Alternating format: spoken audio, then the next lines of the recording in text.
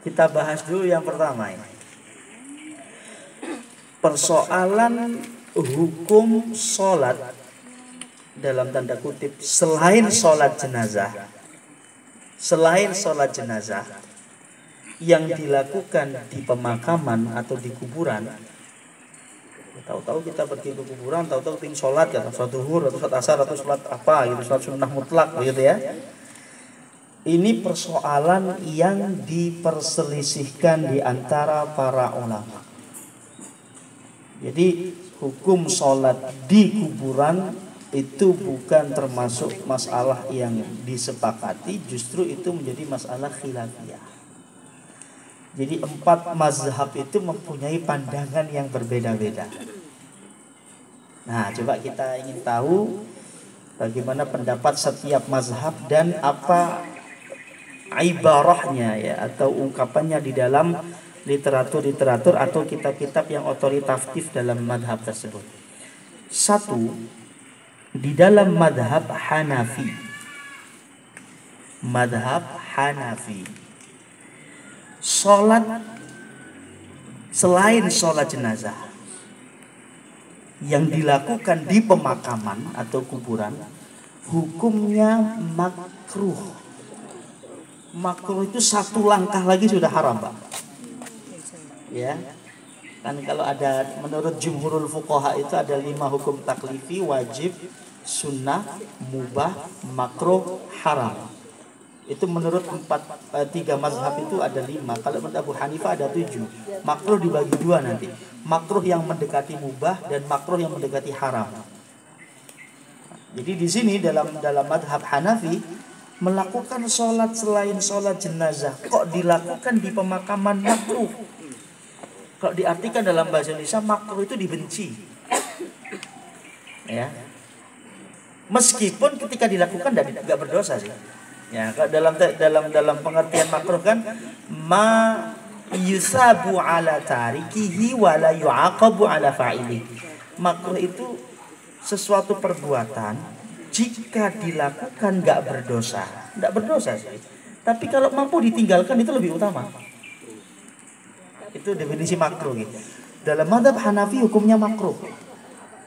Nah, coba kita lihat bagaimana ibarah ya atau ungkapan persoalan sholat di kuburan ini di dalam kitab Bada'i' As-Sana'i karya Imam Al-Kasani ya, salah satu representasi dari mazhab Hanafi. Ini dikatakan wa ammal maqbaratu faqilah, dan sesungguhnya sholat selain sholat jenazah yang dilakukan di kuburan itu dikatakan innama nuhiya an dzalika lima fihi minat tashbihi bil yahud kama ruwiya 'anil nabiy sallallahu alaihi wasallam annahu qala la'ana Allahu al-yahuda ittakhadhu qubur anbiya'ihim masajida fala tattakhidhu qabri ba'di masjidan. Wa ruwiya anna Umar radhiyallahu anhu ra'a rajulan yusalli bil-lail ila qabrin fanadahu al-qabru al-qabru fadhanna ar-rajulu annahu yaqulu al-qamar al-qamar faja'ala yanzuru ila as-sama'i famazala bihi hatta tanabbah fa'ala hadha tajuzu shalah wa tukrah. Saya artikan ini. Salat dilakukan di pemakaman sesungguhnya sesuatu itu dilarang.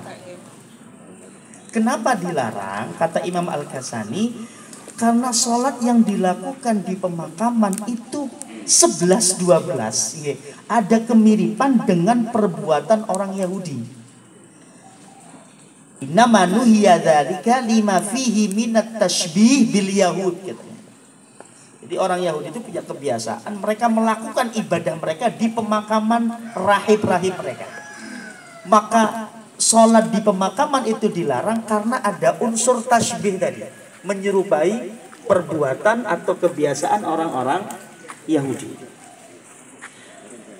Karena ada satu riwayat dari Nabi SAW bahwa beliau mengatakan la'anallahu al-yahuda. Allah itu melaknat orang Yahudi, Bapak Ibu.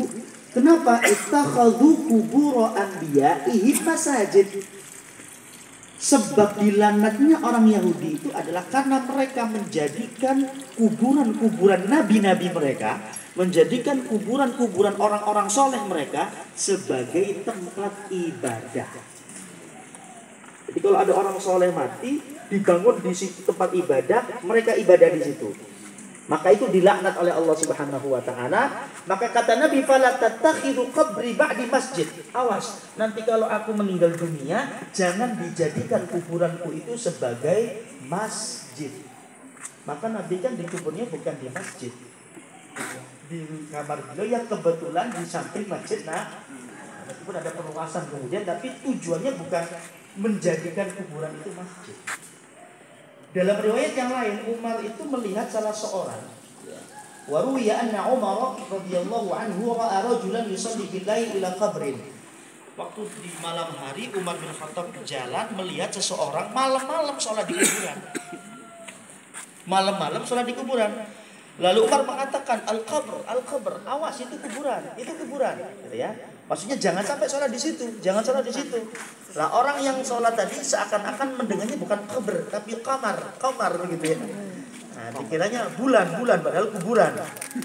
Nah, faja'ala yanzuru ila sama' famazala bi hatta tanabbah. Sampai kemudian laki-laki ini sadar bahwa dia sholatnya di kuburan. Nah, dari dua riwayat ini kemudian disimpulkan oleh Imam Al-Kasani dalam kitabnya, fa'ala hadza tajuzu shalah wa tukrah. Boleh sih sholat, tapi dibenci. Itu yang disebut dengan makruh. Satu, mazhab Hanafi hukumnya makruh. Yang kedua, mazhab Imam Malik bin Anas atau mazhab Maliki berpendapat bahwa sholat di pemakaman itu hukumnya mubah, boleh, ya. Bahkan Imam Malik sendiri mengatakan dalam Al-Mudawwanah Al-Kubra dan di dalam kitab Al-Muwatta beliau mengatakan, qultu li Ibnu Al-Qasim hal kana Malik yuwasi'u an yusalliya ar-rajulu wa baina yadayhi qabrun yakunu sutratan lahu. Qala kana Malik la yara ba'san bis salati fil maqabir wa huwa idza shalla fil maqbarati kanatil quburu amamahu wa khalfahu wa an yaminihi wa an yasarihi. Qala wa qala Malikun la ba'sa bis salati fil maqabir. Qala wa balaghani anna ba'dha ashabi Rasulillah sallallahu alaihi wasallam kanu yusalluna fil maqbarah. Imam Malik pernah ditanya bagaimana ketika seseorang itu